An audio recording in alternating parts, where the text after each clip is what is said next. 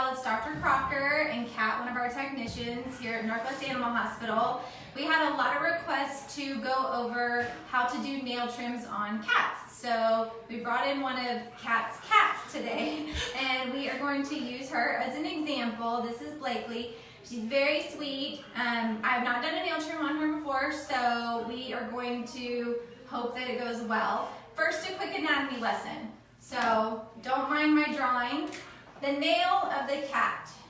It is very pointy and it is very sharp, okay? And it likes to sit back where the quick is. So you actually have to extend the nail out, and I'm going to show you how to push on the foot and extend the nail out. Now the part you don't want to hit is the quick, which is the sensitive part of the nail. So the quick, depending on the cat and how often you trim the nails, it's going to be the pink kind of red part. Most cat nails are going to be light in color, and you can see it fairly easily. Now the other tricky part about the cat is they have a big paw pad.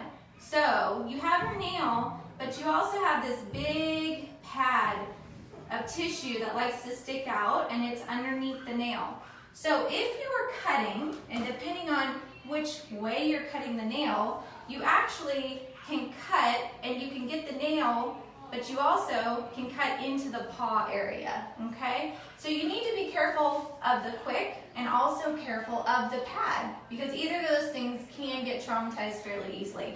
Now there's a couple options. I'll show you the options for nail trimming. This is what you would use for kind of bigger dogs. Usually these are going to be a little aggressive for cat nails. This one, some people really prefer this one. It's a guillotine. The nail goes through there and then it's cut. This is one of the ones that is fairly safe to use. You're usually not going to catch the paw pad with this one. You're just going to get the nail.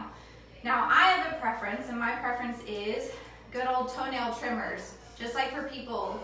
I like it because I need my other hand to push and extend that nail out, and these I can easily hold with one hand and I can do the nail. So this is my preference for cats, puppies, small animals. You're gonna need something stronger for bigger animals with bigger nails. So distraction is always nice.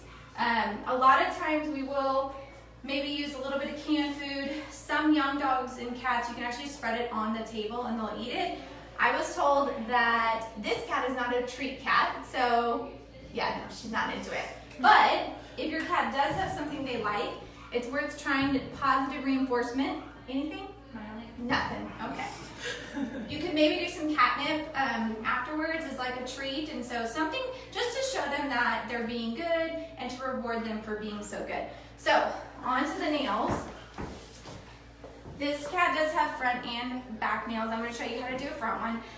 I would recommend a helper. So most cats are very smart and they're like ninjas, so they can get away from you really quickly. So having someone, especially behind them so they can't back away from you, is good. Sometimes the more you do it, you can put them in your lap and you can do it, but it's going to be hard to just hold that leg because they will likely get away from you. And you may start out with just a few claws and work your way all the way up to all four eventually, but you don't want to stress them. So if they're not handling it well, take a break, do treats, do catnip, and then return to it again later. So the most important thing, now I don't know if you want to zoom in on this, but see right now, there's really no nail. You can't see the nail at all. So to get to the nail, you actually have to push and pull back at the skin on the top and have that nail pop out. Because if you try to cut right now, it's in the hair, it's not going to be accessible. So when you push on the skin, you push on the paw, see how that pops out really, really well? And then you can see the pink part right there and the nail, and you're not going to take off too much, you're just going to do that. Now these you can catch the pad with. That pad is right there. So that's why you have to be careful when you're using ones like this, you don't catch the pad. So again, pull back the skin, push on the pad, it extends the nail out, just take that tip off. The more you do it, the more you can take off because they will wear them down. I probably trim my cat's nails every 2 weeks or so, and you do have to look and see if there's a dew claw. You don't want to forget the dew claw, okay? This one is actually fairly short already. We'll just take a little bit off. Good job. That was so good. Yes. Okay, another important thing is what if you're doing it and you do accidentally cause a little bit of bleeding? So if you get the pad, usually unless it's a big cut, the bleeding will stop. You can just apply pressure and it'll be okay. If you actually get the nail, what I recommend at home is you take a little bit of flour and you can put that on the end of the nail and it will help with clotting. They usually will stop bleeding fairly quickly, but you may have to start over with positive reinforcement and retraining them.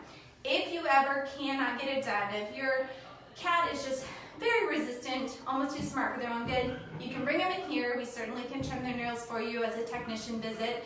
There are people available for that. So hopefully this helps. If you have any questions, you can post them in the comments.